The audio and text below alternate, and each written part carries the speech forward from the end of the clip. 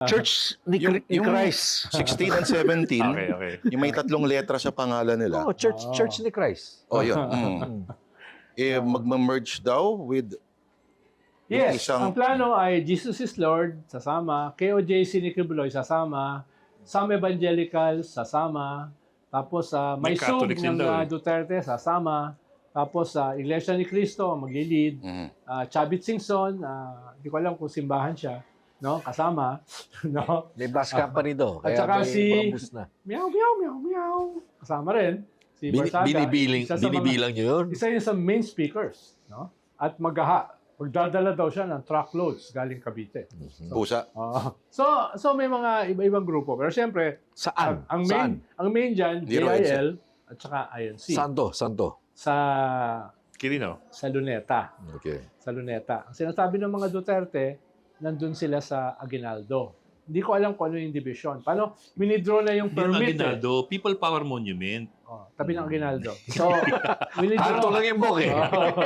So, winidraw na yung permit na hinihingi nila doon.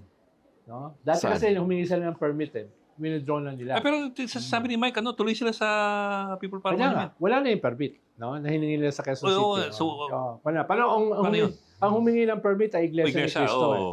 Winidraw na nila. Lahat ng iglesia nasa Luneta. At ang balita ko, nung a few days back, parang 3 to 5 days na. Kung dumami ang tao, papatagalin. Katulad ng EDSA 1 at EDSA 2, which primarily means meron siyang mas malalim na objective maliban sa prayer for peace. Ang nakalagay kasi prayer for peace. So, unless naniwala ka sa prayer for peace, yun yung mangyayari. No? Mukhang ang balita ko kahapon, 1 day na lang. No, 1 day na lang, hindi na 3 or 5 days. Which means na baka hindi na ganun ka-disruptive yung plano. Baka. Wait. no?